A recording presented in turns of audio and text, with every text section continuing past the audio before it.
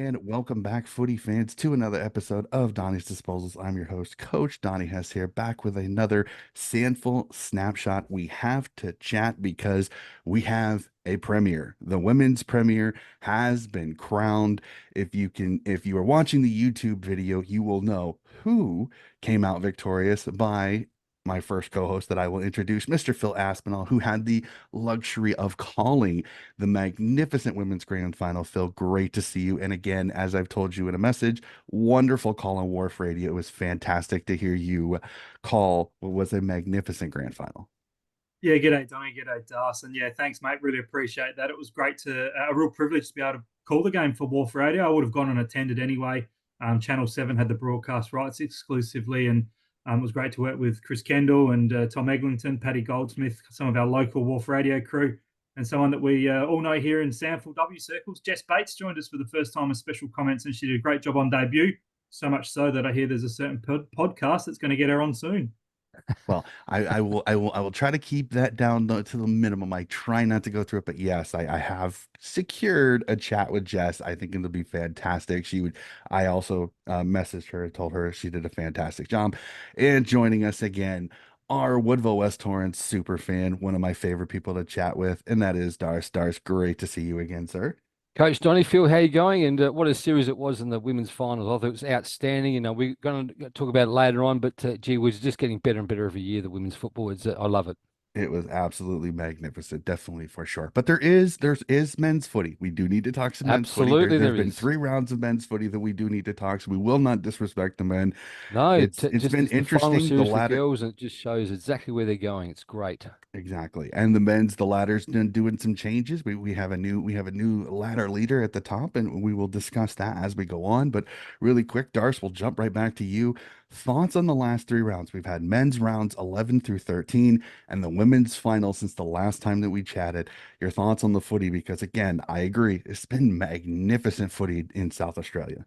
Well, from my tips, I was just waiting for you two to get into me because I tipped right against you too. And it's just like picking the multi in the football. You lose the first leg where the one team kicks a point and you didn't back it. So you just may as well sit back and say, okay, I'm done for the whole game here. So you just sit back and worry about it. So I was 5 points out in the first game thinking that Central was going to over the line. They didn't. And then it was the move up the pyramid. Again, South came up with a win, but only just short. So again, but well done. And I think, look, the series was fantastic, guys. I think, as I said before, the women's footy is getting better and better every year, and I hope to see soon that they'll play the Adelaide Oval one day where they deserve to be in a few years' time.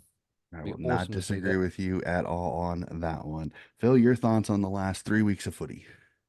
Yeah, look, it's been fantastic. Obviously, the crescendo of the women's grand final, but the SANFL men's season, rounds 11 through 13, and threw a few curveballs up there, some results that perhaps weren't expected to go the way they were. And we've seen a fair bit of shuffling amongst that top five. I think for some time now, probably the last month, there's been almost a feeling amongst everyone in SANFL circles that the top five will stay as it is. The teams that are in there at the moment, not sure we'll see anyone jump back inside from outside of the five. It has been the real shuffling of the decks in terms of the positionings. Nord have managed to get themselves back up on top after a really good start to the year. Glenelg have had a couple of bad games, and the Doggies have dropped themselves down towards the back end of the five, as have the Eagles. So it's been fascinating to see the real changing of the guards across the positions of the ladder. Yeah, always good when the ladder never sits still. It's one of the things that I know. I watch several footy shows over here, and when Joey Montana looks up and goes, "The eight is set, the eight is set," I'm like, okay, now it's boring because there's no intrigue. There's no entertainment. I want entertainment. I want the spots to never be fully set. And I think we all, even though you love your team, I love parody. I hate when a competition becomes so obvious that it's very, very frustrating. So The unpredictability is what makes it unique, isn't it? And you don't want to know that the finals are set and locked in stone. 6, 7, 8 weeks out. You want to have that unpredictability. yep, 100%, or at least Yeah, look, spot on. a few spots able to still be adjustable. Mm, mm. Oh, 100%. absolutely, guys. I think you're looking at, Woodwest Torrens are fifth and not had a good start to the season, but they are 2 games clear of North Adelaide. So that's surprising when we're halfway through the season. So that does give Woodwest Torrens, who are fifth, a little bit of a breathing space, maybe for a couple of weeks. Just they lost that momentum the last few weeks, which is look disappointing on my behalf. But I think they'll bounce back from that. But 2 games clear of North, and then it's pretty well close. There's only a few games between like 3 games between fifth and top. So, mate, it could bounce around at any stage, as you both guys said. It's going to be so much fun to watch this ladder continue to change because again, the parity in the in the SANFL is very, very close. Cannot wait. So let's jump into it. We're going to do it just the tiniest bit different. We're going to go through the men's first because we have finals to talk about and a grand final. So we must have the last thing that we talk about before we go to burning questions be who won the grand final. So we'll jump to men's round 11. We will start off with Norwood beating Port Adelaide 122-39. Sturt beating the Roosters in a close game by 12, 75-63. And the Glenelg Tigers beating the West Adelaide Bloods 108-56. As we start the split rounds, as we are finishing up the split rounds here. So we'll go through it. Hard to say, score-wise at least. Sturt v North was probably best game of the round. Whoops, Oh, sorry, Darce. absolutely. Darce, we'll start No, with you. Sorry. yeah, so absolutely, Donny. I think you'll see that. I mean, it's just what it looks like at the moment. I mean, Tigers, they're way in the five, smashing West Adelaide. North Adelaide and Sturt, great game, both in the five. So you can see there's a bit of a contest there with the top five. Then obviously Nord on top, just show their might why they're on top, because they just absolutely belted Port Adelaide. Port Adelaide, they've won a few good games of the last few weeks as well. So they're no pushover, but certainly just showed what Nord could do, why they're sitting on top. Yeah, and I think we saw an example of the firepower that the Norwood Footy Club have up in attack. There's been some question marks, perhaps, over their ability to kick a big score, and the likes of Jackson Callow, Connor McLean, one of my favourite sayings, got a handful in the SANFL, so he kicked 5 goals, and Jackson Callow 3, so 8 between them, and they've proven to be in recent weeks a real potency in attack. And a young guy coming through, which I'll touch on later when we talk about the recent games from the weekend just gone, but Isaac Twelftree, very talented young junior that's just adding to that mix of potency in the Norwood forward line. 100% for sure. Let's do it. We are past the split rounds as we get to round 12 as Central Districts beat Port Adelaide 78-53. Woodville West Torrens falls to North Adelaide 63-40. Sturton beat the West Adelaide Blood, continuing the pain 70-25. The Adelaide Reserves knock off the Glenelg Tigers 96-57, and Norwood continue their winning ways as they beat the Panthers 70-31. So unfortunately, looking at it, I mean, the best game is probably the one that Darce probably doesn't want to talk about, and that's North Adelaide knocking off his beloved Eagles. Darce, we'll start with Look, you. yeah, look, Donny, this we were up, as you probably saw, we're up by quite a margin there, and come out after half time, and they went to sleep. So it's really disappointing. Don't take anything away from North Adelaide; they were brilliant after half time, and it was a wet, miserable day. It's the ground was heavy, which obviously when you got the likes of Jared Redden, the big ruckman, great, he rucked well all day, but I think it just wasn't his sort of day that day. A few of our big blokes, again, North had a lot of running players that they could take the ball on after half time, and they just ran away with it at the end. And it was a great game. Disappointing for Eagles because that sort of set another tone that we lost a couple of weeks after that. So that's why we've dropped from, I think we're sitting second or third, and we've dropped to fifth now. So disappointing, but don't take anything away from North Adelaide. They were brilliant that day. All right, Phil. Yeah, that was a case of the North Adelaide Jekyll side coming out. I think for mine over the last couple of years, they've probably been the biggest Jekyll and Hyde side. And we saw, I think Jacob Surgeon's a pretty frustrated coach at the best of times. And when his team puts in good performances like that and terrible the week after, he would have been frustrated. The other result went to script, I think, Sturt way too good for a disappointing West Adelaide. The Doggies got a bit of a nice win over arch rivals Port Adelaide in what was stubbed a bit of an arm wrestle there in some windy, wet conditions at Alberton. But for mine, the upset of the round was certainly the Crows SANFL reserve side defeating Glenelg. Glenelg were pretty inaccurate, 7 goals, 15. And I think the potency of the forward line, they had big Riley Fieldthorpe, of course, returning from injury. Chris Burgess and Lockie Gallant kicked 7 or 8 goals between them. So Adelaide just found that, and we've talked about it before, when they've got some decent AFL listed players playing in the SANFL and they're okay with injuries at the next level and they've got guys coming back in, they're a pretty potent side, and we've seen that in more recent weeks with both them and Port Adelaide. And we'll do it. The last round that has played since the last time that we chatted would be round 13, as we see Adelaide Reserves continue with another win, knocking off Central District 75-39.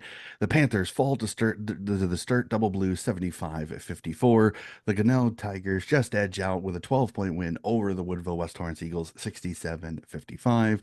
Norwood continue their winning ways, smashing the West Adelaide Bloods 115-41, and Port Adelaide finally get a win as they knock off the North Adelaide Roosters in their Jekyll and Hyde form that is the Roosters, 86-57. I mean, looking at it, gentlemen, I mean, the closest game is that 12-point game between Glenelg, but it seems like Glenelg's kicking behinds really is one of the reasons that helped them win it, which is kind of odd. We'll go to you, Phil, to start this one.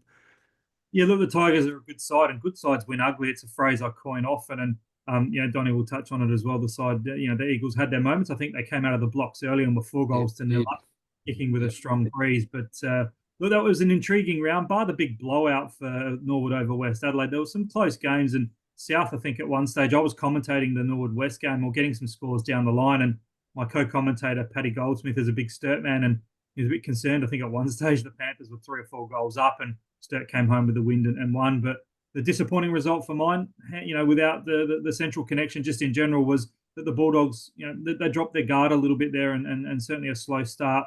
By all reports, Paul Thomas, the coach, gave him a really good old-fashioned blasting at halftime. They came out and still weren't able to get the job done. And Adelaide, again, in that nice little bit of mini form, with a lot of their quality AFL listed players, got the job done. Mm-hmm. Yeah, you're spot on, Phil. Crows can be up and down because obviously depending on how many of the AFL players they do have in that side. Because you see what they did to the team last week, and they're still sitting third bottom, I think they are. So they come out and beat Central Districts by a massive margin, and it just depends on the week what they've got in and out of the side. So that's the difference between the injuries in the top team at the Crows compared to if they've got a full side. I think one of the advertiser journalists here, Warren Partland, is a long-standing journo covering the SANFL for many a year.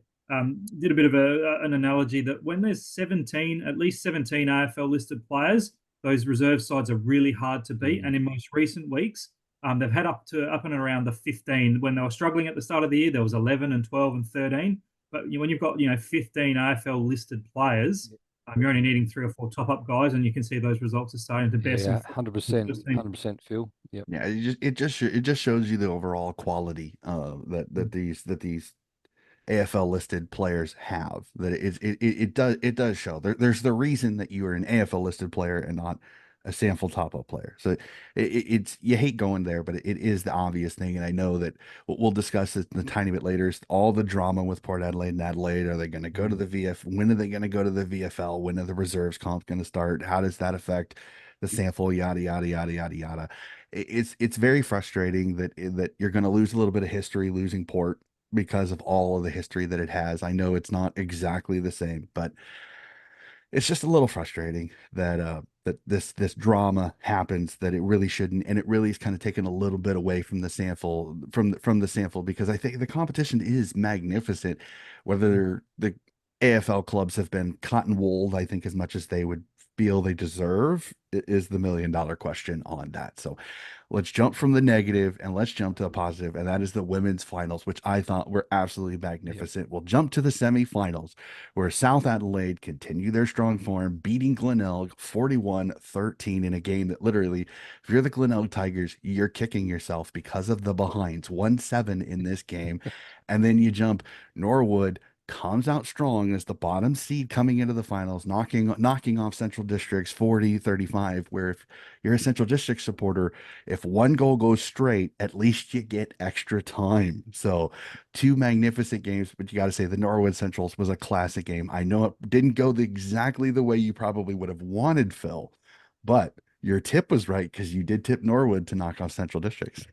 Yeah, it was a tight game and a fantastic game. I called this one on the SANFL Now stream with young, talented caller Chris Carey, and it went right down to the wire. You guys know that the Dogs female side have had this funny knack in recent seasons of pinching games at the death knock, and Norwood were the best team all day. They made the most of their opportunities, and I think they really did deserve the win.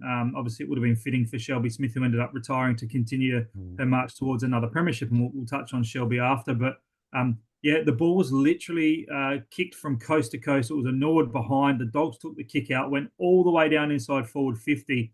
And just as the ball was about to go inside 50, and maybe Caitlin Rosenzweig in a strong position to mark, but she still would have been 35 metres out on a tight angle, the siren sounded. And the elation from Brad Farrell and his wife, Ali, who's we know well here, was a former player and a great assistant and runner for the team. It was great to see. Norwood were very ecstatic to get through, and deservingly so. And yeah, the Panthers in the second game, guys, just did what they needed to do. Glenelg were inaccurate, but All year I've touched on it. South have had a feeling of redemption about them, and they proved this on the day with a more than comfortable win. Very much, Stars. Oh, look, Centrals were in front in the last quarter. I thought, here we go. I might be able to give these two blokes a bit of a run for the money and have a bit of fun with them at the podcast. But then, look, as you know, Norwood come home strong and just got over by 5 points. So I was really 5 points out of giving you two a bit of grief. But no, look, well done for Norwood. But disappointing for Centrals. I just thought they were coming right at the right time. But when you get a game like this, a great game it was too. There's no doubt about it. And look, good on Norwood, and they moved into the next round. Yeah, it was a magnificent semifinals. Mm. Absolutely loved them. We moved to the preliminary final where we see Norwood continue on as they knock off Glenelg 55-36. The Red Lakes move on to the grand final. And I must say this, Phil, when this particular result, I watched the game, I just looked and I went, well, Phil and I are both smiling because we're 3 for 3 on our tips. Dars. Oh, look, South had a better team by far all year. They've shown their might. They've been on top all year. They deserve this win to go straight in the grand final to play at least in a grand final. They knew then. So, and look, the Tigers didn't kick well, but I still think Panthers would have won quite comfortably in the end anyway. If it would have been 3 or 4 of those points turned to goals, but South Africa was brilliant on the day, no doubt about it. Definitely for sure, Phil. Yeah, and look, the preliminary final, I think it was more the Kiana Lee show. She's an absolute talent and have loved Mm, seeing her progression. I saw her at the Eagles a few years ago, and I knew she had a raw talent that was really there and untapped a little bit. And I think the move to go over to the Red Legs was really good for her. She was kind of pigeonholed as a go-to full forward at Woodville West Torrens. She knows where the goals are. There's no denying. She kicked 33 goals from 29 games for Woodville West Torrens.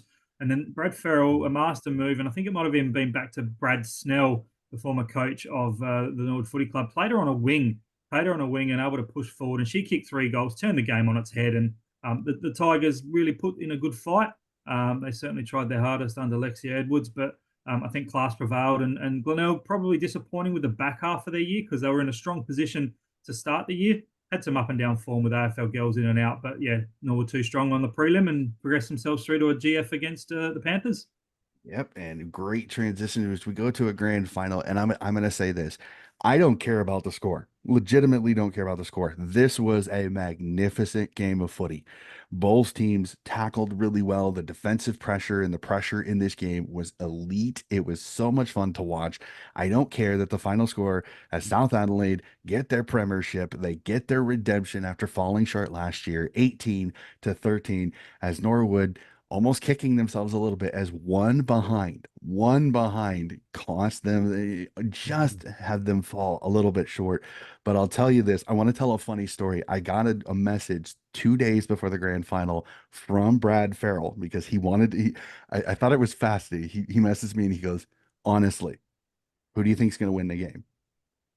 And I went, whoa, that's a loaded question.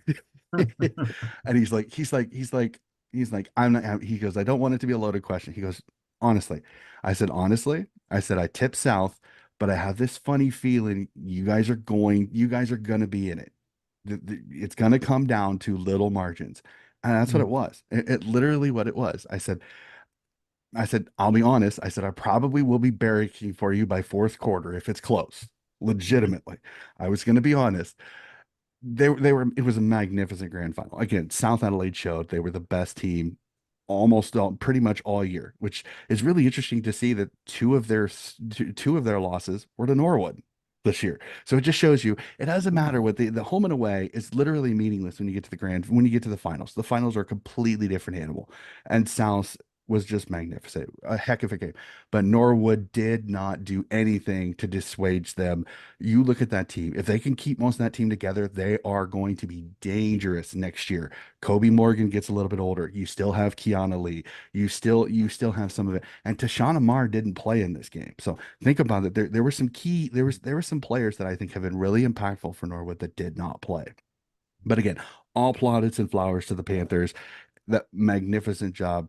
Those ladies did absolutely, absolutely fantastic. It was so much fun to watch this game. And again, Phil, the call was magnificent. Again, Jess Bates Well done, Phil. Yeah, that's Jess Bates awesome. Yep. on special comments was magnificent. I thought she did a wonderful job, which during messaging back and forth, she told me it was the first time she'd ever done it, which I thought was, as I told her, it surprised me because I thought she did really, really well. She did magnificent. So, Darcy, your thoughts on this grand final? Oh, look, just a fantastic final. The women's, as I keep saying, the women's getting better and better each year. Rosie, our boarder, she was there. I couldn't make it, unfortunately. She said it was just a tough, hard-fought game. And what she did say, she was so glad that the men's South Adelaide side and the Nord men's were there as well, supporting the women. So Yep, that's I just saw where that. this is heading. She said that was so good to see that. It just says they're one united club. Even if the South Adelaide boys, if they live way down south, it's a fair way to travel. They're all there supporting the women. And how good is that to see? I thought that was just brilliant on those teams. So well done to that. But South deserved it. Very close game. South absolutely smashed them the week like a few weeks before. But when Rosie said it was a grand final, as you said, Donny, finals were different, kettle of fish. The grand final was even different. So well done to South for holding on. But Nord, they put up a fantastic fight. Yep. Phil? Yeah, I think I said in the call afterwards that Nord were gallant in defeat, and I think that's an Mm. easy word to use when a team gets defeated. You say, oh, they tried hard, they were gallant in defeat. But I think it really epitomised the Nord effort for the season. They came from the first team to make the grand final from fourth position. They had an up and down year. Brad would admit that. They Mm-hmm. struggled at times with consistency to get through, to knock the Dogs off, to knock the Tigers off, and get into a grand final against the favourites. Now, South Adelaide was certainly the favourites. I think they perhaps just ran out of petrol tickets, but as your boarder said, as Rosie said, the lady from the Eagles, it was a fantastic contest. The intensity from the get-go, we were very close. We were lucky. Norwood's a great oval to broadcast. And we're sitting almost on top of centre wing, and you could hear the physical contact. You know, Mm.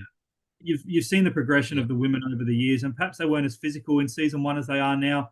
There was no holds barred in this contest. They were physical at each other. And you look at the scoreboard, the conditions were very, very tricky. It was a strong breeze blowing from Mm-hmm. the east to the west, so across the ground, didn't favour any end. And if you would have said, guys, that the premiership team to halftime would be kept goalless and scoreless in the second half, they were 3 goals to halftime to go on and win the flag, we would have probably thought that's a bit strange. And Nord gave their all. Adrian Davies was fantastic, but Mm-hmm. in the end, class prevailed. And I don't want to harp on it too much, but it feels like the justice was right there in terms of South Adelaide winning. Take my doggies hat off, and they were unlucky in the grand final the year before. So Mm-hmm. the right team won, in my opinion. They were the best team all year. And a big shout out to Rick Watts, who's a fantastic human being, but a great coach as well. He's a real communicator, a real people person. Got quite emotional after the game, even dropped the F bomb on national television and made up for it. I think I reckon people quite love that. I don't emotional. know. I think, But look, yeah. a great game of footy, a great way to cap off what was a great SANFL W season, and a real honour and privilege to commentate it with Chris Kendall and the guys from Wharf Radio. Yeah, it was Absolutely. magnificent. And I'll continue to say this. I've said it before. I love the honesty of Australians. Like, if you drop the F bomb on a call, if you drop the F bomb in an interview, darn it, let it go because it's Yeah. emotion and I Yep. want Passion. emotion. Dang it. I hate the whitewashed conservative BS that happens over here. Trust me. It 100%. really Yep. annoys me. If you drop one cuss word, you're getting fired. Over there, the let it go. You get a tiny little don't do that. Don't do that. Yeah, But you let it go. And I absolutely love that because sometimes emotion gets the best of you. Dang it, just let it go. Just let it go. yeah, Thank you. agreed. So we will jump from there. We'll jump to the burning questions and we'll stay on the women's. And I have to, again, a fantastic women's grand final. I will start with you, Darce. Was this a fitting end to this season as South Adelaide, the best team all year, won the grand final? 100%. I think Donny said it. I think we said it most of the year that they lost that grand final last year. That put much bigger fire in the belly of South Adelaide to win this year, and they were by far the best team all year. Just win the grand final, I think that's probably a bit of a scare. And I thought Nord, weren't even in it because remember they lost to the Eagles, who were bottom, second bottom, the second last game of the year. So I thought, well, Nord are out. They haven't got that fighter to continue, but whether Eagles did them a favour, they reset, rechecked, and then went on to play in the grand final. But I mean, what a game! When you 5 points in the grand final, low scoring, as Phil said, the win was very strong, or Rosie said it as well. So, but just South, to lose last year, to come back and win that grand final, that just showed true spirit and well done to them again. Yep, 100%. Phil? Yeah, look, the words that come to mind was steely resolve. I remember using them a few times in the call throughout South Adelaide's games in the season. And again, don't want to harp on it like a broken record, but you just sense that South had this unfinished business Mm. They wanted to make amends. There's nothing you can do about the results from last year. All you can do is focus in on the here and the now. But they recruited reasonably well. They had selective players come in and out. They had a lot of players that couldn't even get into the final team. Bree Cleggett, their captain, didn't even end up playing. She missed a lot of Mhm. footy after coming back from injury. Morgan Johnson, who was a quality player against her old club, Norwood, just couldn't Mhm. quite get up. So the depth was as good as it's been. South Adelaide won the development women's premiership. So that says that, they've got some good players coming through. And there was Mhm. even 3 or 4 girls that got to play in 2 premierships. They played in the development flag and then played in the league flag. So Mhm. again, just a surmising, a final statement on it. Justice prevailed. The victors were the best team all year, and South Adelaide thoroughly deserving of the 2024 Host Plus SANFL W Premiers. Well, and also giving South Adelaide their plaudits too is they've had some really good AFLW talent that have been Mm. through them as well. Brooke Boyu, Holly Eifold from last year. They've got some talent going through that Panther system that they're going to be fun to watch, even more as the years go on. Which actually is also a great transition to the next question because the BNF. The women's awards went through over the last 3 weeks, and the BNF was a sensational count as South's Nikki Neal just edges Glenelg's Jess Bates by 3 votes to get the BNF. Was this a bit of a shock? Because I went into that count thinking Jess Bates has been the talk of the competition the entire year. She's already won a BNF before. And Nikki Neal, I don't know, did she come out of nowhere a little bit? Because this was not expected. Again, Souths is such an evenly split team. For me, I wasn't expecting them to have that top person. So Phil, I'll go to you. Is this a little bit of a shock? Yeah, look, it was. And I was at the best and fairest count that night, and all eyes and all cameras were on Jess Bates. And she got off to a fast start. And every time there was a Glenelg victory, it was, 1 vote, 2 votes, 3 votes, Jay Bates. And Bates, yep. I think the consistency from Nikki Nield was what got her over the line. And, Hmm. whilst Jess doesn't really want to play the game for individual accolades, I sense a little bit of disappointment talking to her off air before our Wharf Radio broadcast. And she admitted that the last 2 games that she missed through injury cost her. That was probably the difference. And she only needed, another 2 votes to get the chocolates. And if she played, you'd almost certainly think she would have got them done. But I agree. testament to Nikki Neald and her consistency. She's Nikki Gore, Nee Gore, previously known as Nikki Gore, a premiership player at AFLW level for the Crows. And she didn't stand out every week and get 3 votes here and there. She was just a lot of 2 votes, a lot of 1 votes, and the odd first preference here and there. And a fitting winner, a very humble young lady, very talented young lady. Her and her twin sister are champion surfers as well. And I know on the night, you just had this sense that while she appreciated the individual accolade, the South girls were all on their best behaviour, drinking the waters and under control, and celebrated happily with Nikki, but knew that there was a bigger fish to fry a couple of days later. Darth? Yeah, Jess Bates, I thought she had it down. Every time we only played obviously Glenn a couple of times, but she actually slaughtered us.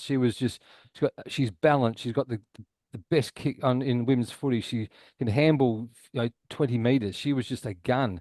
And with Nikki, I've got to be honest, I can't really remember her. That's just like she was probably there, but she didn't stand out. Like as you said, if she was second or third, she didn't really stand out. But Jess, she stood out like, oh my God, who is this player? We've got to stop her somehow. We've got to somehow, back in the old days, just give her one. But you can't do that anymore, of course. But she was just an absolute superstar. So Jess Bates for me was hands down. But anything as it's like grand finals, anything can happen on the night. And I think it's also a little bit too is that with Jess sometimes it can be all or nothing. She's either getting 3 votes or she's not polling. Like Mm. I watched the count. Again, the count was fantastic for me because you look at it and you see some interesting results. There were some that I was like, okay. I remember I watched this game and I went, interesting 3 voter. It was interesting. Like I know with Norwood Sachi Syme for the early part of the season was getting the 3 votes, so Yeah. it was very interesting to see that. So yeah, Jess was. It seemed like Jess was either 3 votes, 1 vote, or no votes. She very rarely ever got two, and I think that's what Nikki Neal was one, one, two, Consistent. Yeah. one, one, two, three, Yep. three, two. Yep. Like it seemed like she almost pulled every single game for South Adelaide, which I think is probably, as Phil said, it's the consistency of her being there. She's kind of that silent assassin. She's not over. She doesn't get the Jess Bates lines like 30 disposals, 15 tackles, Mm. uh, 6 score involvements. No, Nikki Neal was 20 disposals, Yep, 5 tackles, but she was always in that range as I went through the absolutely. statistics. So again, consistency sometimes gets it. You don't always have to be you don't always have to be that gun player that just shines out like a shooting star. So again, I think congratulations, Nikki Neal. Jess Bates, again, fantastic. Why she's not on an AFLW roster, I do not know. Brad Farrell said the same thing when I had a chat with him for the podcast. Um, but again, hey, we get the luxury of watching this young lady play. It's been magnificent. So again, fantastic count. I thought it was absolutely magnificent.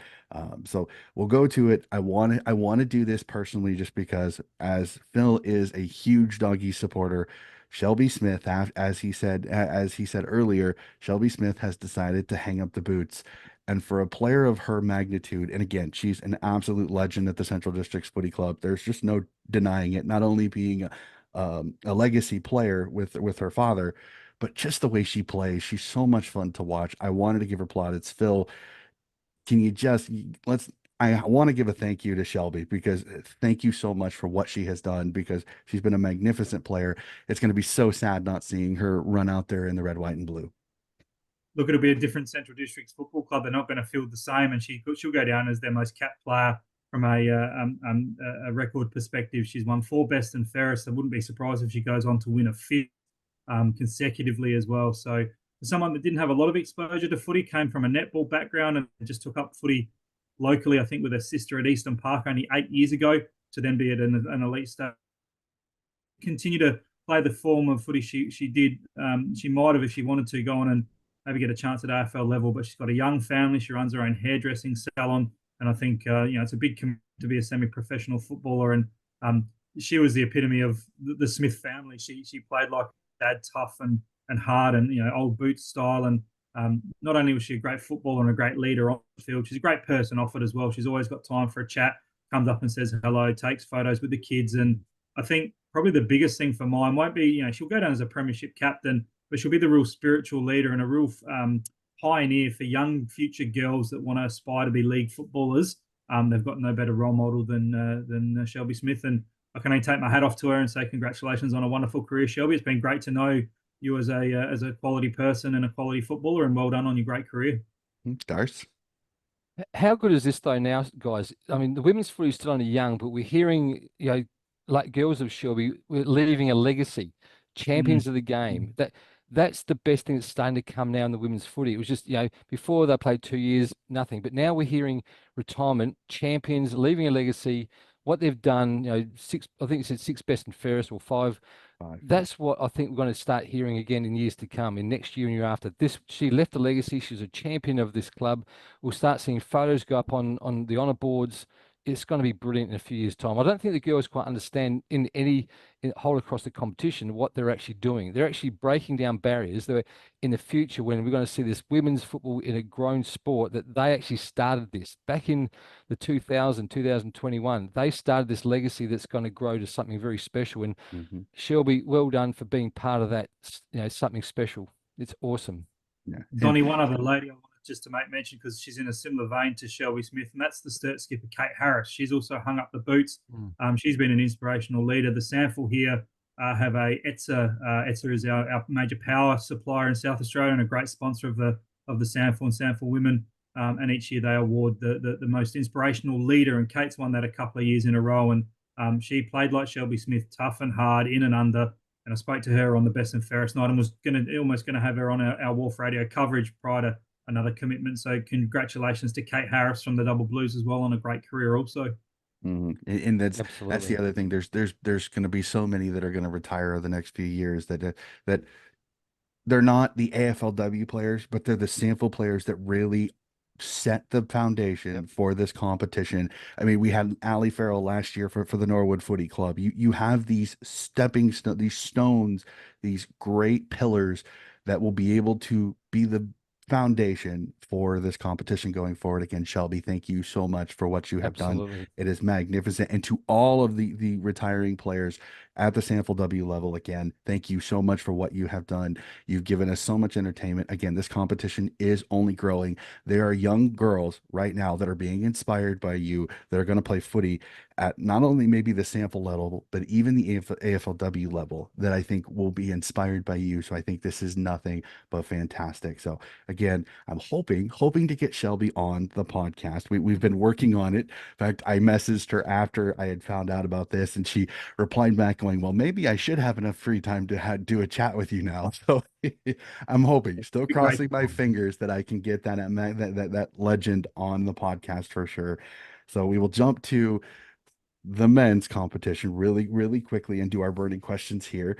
So Norwood now sits atop the ladder after 11 rounds but I'll ask this, we're getting closer and closer to finals now with only a few rounds left. Can the chasing Sturt and Glenelg catch the legs, or is this the legs minor premiership to win? We'll start with you, Phil.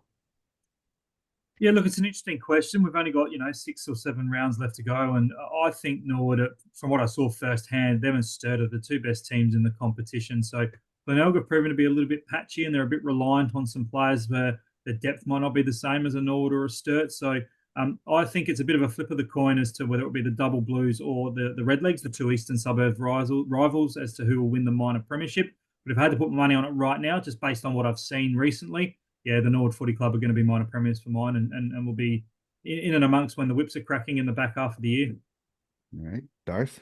Oh, 100% Norwood. I think they were brilliant. We've got them in a few weeks' time, so at Woodville Oval. So we've got Sturt this week, so we haven't got a very good run coming up, but especially with the last two losses we've had as well. So, but Norwood is sensational, and Sturt lost 3 out of the first 5 games that haven't lost a game since. So they're on fire as well. But I still think Norwood, Sturt second. Then I think the five is probably about right at the moment. North, slim chance, but I don't. I think the five's there at the moment. That's my count anyway. That's a great transition because that was my next question. 7 rounds left. Is it too big a call? Is the final five for the finals set? Darce, yes. I think it is. Yeah, absolutely. Because with 2 games, Woodville West Torrens are fifth, and North Adelaide is sixth, with 2 games clear of North Adelaide, which probably just gives enough breathing space. We'd think. We've got South Adelaide and West Adelaide to come as well as Northern Sturt. But I think if we just win those 2 games, I think we're there. All right, Phil, too early? Yeah, I think we mentioned it in the intro that it's for mine going to stay the way it is, but maybe the mix might just slightly change. I think it's a big game this weekend down in Victor Harbor, so on the Fleurieu Peninsula of South Australia. There's some state country championships, and South Adelaide are hosting North Adelaide in a game that I'll be down there to commentate. So big game for North Adelaide this week. If they get the win over South, which you think they'll go in as favourites, it'll still keep their chances alive. It's that old adage in footy, when you rely on other teams and results to go your way, you're taking destiny out of your own hands. And I think if North are playing finals this year, they will be relying on other results. And I just don't see it changing in terms of the five that are in there in the mix. Yeah, 100%. Yeah. And my last question for burning questions is going to be a fun one because over the last 3 weeks, we've heard some news, as we have seen over the last few weeks, that Port and Adelaide will stay in the SANFL for at least one more year. Is this a good thing for the competition, or is this just delaying the pain, as both these two teams are pretty set on at least joining the VFL as they try to get a AFL reserves comp started? Phil, we'll start with you. Look, the Band-Aid's got to come off at some stage. It's been a scab on the SANFL for some time, and I mean that respectfully as much as it can be. And yeah, look, you probably want the AFL to have the reserves competition done correctly. You don't want it to be a half-assed thing, and they're going to need time to get that right. I think now that it's pretty obvious that that's the direction they're going. They just need another 12 months under their feet to get the format right, to get all the funding correct and allocated accordingly. And I've touched on this a few times. The SANFL hasn't been the SANFL that Darcy and I would remember from 1997, when Port Adelaide went out of the SANFL and into the AFL. And then, of course, it changed again back in 2014 when the AFL reserves came in. So I don't want to say it'll be a sad day or it'll be a blessing when they're gone. It's just going to be different. It's going to be another chapter. We've gone through similar changes in SANFL history in recent times, and it just won't be the same not having the black and white stripes of Port Adelaide. And I read an interesting article with Tim Ginniver, a Port Adelaide legend, on Port Adelaide's website, written by Michelangelo Rucci. And I'd strongly urge all SANFL footy followers to read it, because he sums up a lot of the feelings of the wider football community. And Port wanted to be at the best level. They've got there. They can't have their cake and eat it too. And when a club champion like that's stating that, I think it's pretty pertinent. And Mhm. Yeah, it'll be different, but it'll be. I'm sure everyone will move on like we have done in years gone by. Right. Darce? Oh, look, I can't agree with Phil anymore. He nailed it. He's absolutely nailed that. Seriously, it's just it's a band-aid thing. So just rip it off at some stage and just let's all move on. I think it's just look whether I mean I don't know whether it's going to affect the television rights. It's going to affect the money because obviously the Crows pay money to play. So whether it's going to affect the cash flow, we don't know. There is a consulting group at the moment in SANFL that's going through all this now. So. I think that is out there, so it's not no hidden agenda there, but it's Mhm. what that looks like at the end. They're going through the pros, cons, and what it looks like. But I think it's just close shop now, and just this will move on and have the 8, and I think it's going to be a much better competition. Yeah, and for me, it's a little bit of I think I think I don't want to say it, but I'm going to say it. Port Adelaide, when you get over to the VFL, you better not complain because they ain't going to take care of you No, any more than what the Sandful's yeah, doing right now. And it's not that the Sandful is being mean to you; it's the Sandful's trying to make the competition as yeah, even as it possibly can. Is it fair? Who knows? No, that's right. nobody's ever Yeah, going to say because if you look at the VFL competition, I mean, the standalone clubs are getting smacked around, unfortunately, because of the fact that they can have almost an unlimited amount of AFL listed players. So again, is it the sanctuary that Port Adelaide wants it to be? We'll have to see. So I'm almost a little bit interested to see, will the narrative change when they join the VFL and they've got to go over to Victoria every other week?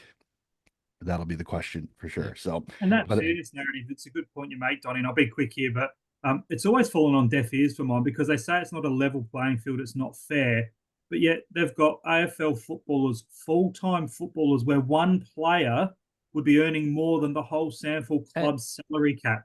mhm, So when you say absolutely. is it Yep, fair, in one ear and out the other for mine, because no, it's yep, not. It's not fair to the SANFL. mm, We take yep. you on board and have you in our competition. And is it fair that you guys can't manage your lists and get 44 quality players that are going to be competitive at AFL and SANFL level?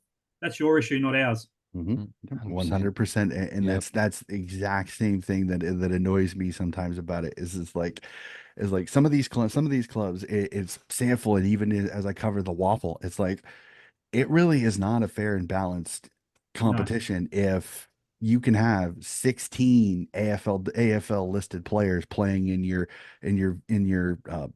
state league competition with like we're seeing it now. Peel Thunder has that alignment right now, and Peel Thunder is really one of the best teams in the waffle right now. So it's, I mean, how is it fair? How is it really fair to these standalone clubs, like especially if they have a salary cap that, as you said, Phil, I mean, one AFL player goes down there, that's the entire salary cap walking around the Mhm. field. How is that fair?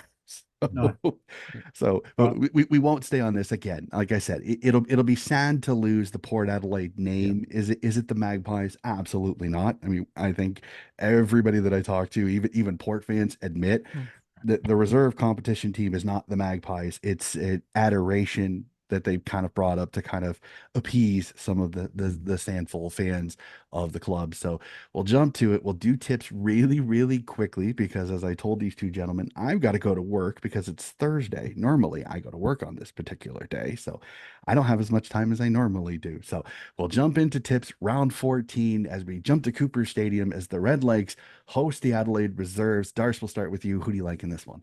uh, Norwood by miles, I think. So the Crows they've won some good games the last few weeks, by good margins, but I still think Norwood are just they're on fire at the moment, so by a good margin. All right, Phil. yeah, I'm going to tip with the result. I'm not sure about the margin. I think Norwood will win, maybe by 4 or 5 goals. The Crows have got some good ins and outs, and they'll play some good footy. But Norwood, yeah, should be too strong, particularly at home, of course. Adelaide's AFL side's getting a little bit healthier, but I think Red Lake's still just too good, still just a little bit too good, a little bit too consistent on that one. I like the legs as well. We'll jump to Alberton Oval as Port Adelaide hosts the Glenelg Tigers, and an interesting one here for the Tigers with a chance to bounce back. Phil, who do you like in this one? I've got a bit of a funny feeling in my waters. The upset might be brewing here, and Asava Radigalia has been cleared to go back and play his first game at SANFL level. He'd be a good player, and he'll go on to one of the likes of a Liam McBean or a Luke Reynolds. So, in a nutshell, I'm going to tip an upset and go Port Adelaide by under a goal. All right, Darce. Yeah, I'm going for the Tigers still. I think they're just yeah. Port Adelaide, I thought they were struggling. I didn't know about those players then, Phil, but I'll still go the Tigers. I think I'm going to go the Tigers in this one. I think just a little bit more consistent, a little bit more consistency on this one. Be interesting to see there. I think there's a suspension in the Port Adelaide as well, so there may be uh, for one good, one bad in this situation. So I'm going to go with the Tigers on this one. Well, Joe Demonica Kia Oval as the Woodville West Torrens Eagles host Sturt. Okay, Darce, head or heart on this one. Can your beloved Eagles knock off the double blues, or are the double blues just the tiniest bit too good? Gents, is there ever a cliche to say we have to win this one? I cannot say any more than louder now because we've lost the last two games and it's at home and Sturder, they're sitting third, is it right? Second or third? So if we win this Second. one, second, well, thanks, Phil. I think it's going to be a case of, okay, we've won this one, we're back in on the winning circle, so now we can stay in that five because we could be 2 or 3 games clear of North with another game out of the way. So this is a must win for us. I'm going to back the Eagles. I think they're I think they just got to come good now. But I just want to mention too. There's a luncheon on. We are celebrating the 100th anniversary of the West Torrens 1924 Grand Final this Saturday. So I'll be at the lunch there. Looking forward to it. There's going to be all this memorabilia. So looking forward to that. So 100 years since West Torrens. I think it was their first grand final from memory as well. Okay, Phil. Yeah, look, I think this is match of the round for mine. I think probably challenging the Norwood Crows game as the best game on the cards for this weekend. And yeah, the Eagles look that they're on a bit of a downward trend at the moment based on their last couple of weeks of form. But I haven't seen Sturt live. They're the only team I haven't seen live this year, but I've watched them a fair bit closely on both Channel 7 and the SANFL now replays. And I can't help but like their even spread. Marty Mattner's a tough as old boots style coach. And I think Darce might just get this one by about 3 or 4 goals. I'm gonna go the same way there. I think Sturk just a little bit too strong, but will not shock me if the Eagles pull the upset at home. You need it. Sometimes a desperate team is the most dangerous team. Gonna tip Sturt, but I think the Eagles are in this up to their eyeballs on that one. Cannot wait for that one. X Convenience Oval sees the Central District Bulldogs take on the West Adelaide Bloods. I'm gonna tip the doggies in this one. Doggies too good. Blood still kind of just have not found consistency right now. So tipping the doggies on this one. Darce will go to you. Look, I agree with that too. Centrals by a good margin. West A's are really struggling again this year, which is look, you don't like to see that.